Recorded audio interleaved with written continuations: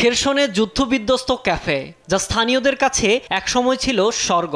সময়ের সঙ্গে কমেছে মানুষের আনাগোনা, ফলে বন্ধের পথে জনপ্রিয় এই ক্যাফে।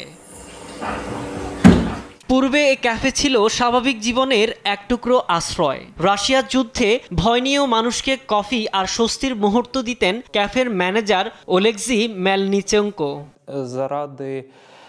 এবছর সেপ্টেম্বর থেকে রাশিয়া হামলা এখানে নিয়মিত হয়ে দাঁড়িয়েছে। ড্রোন তো মাথার উপর সবসময় উঠছে। ক্যাফেটাকে অনেক সুন্দর করে সাজিয়েছিলাম, মানুষ কমে যাওয়ায় বন্ধ করে দেওয়া ছাড়া উপায় নেই। যুদ্ধের আগে খেরসনে জনসংখ্যা ছিল প্রায় ৩ লাখ, এখন তা নেমে ৭০,০০০-এর নিচে। প্রতিদিনই আসছে হতাহতের খবর। এদিকে বাড়ছে শীতের তীব্রতা, লক্ষ্যবস্তু হচ্ছে বিদ্যুৎ স্থাপনা।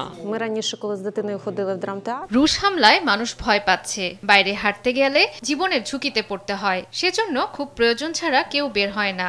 আমরা এক কঠিন সময় পার করছি।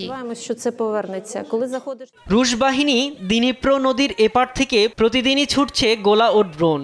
বদলে যাচ্ছে খেরসনের জনজীবন। তারপরও নিজ ভূখণ্ডে একটু শান্তিতে বসবাসের আশায় ওলেক্সির মতো লাখো ইউক্রেনীয়। যুদ্ধের এই ভয়াবহতা কতদিন চলবে তার উত্তরও অনিশ্চিত।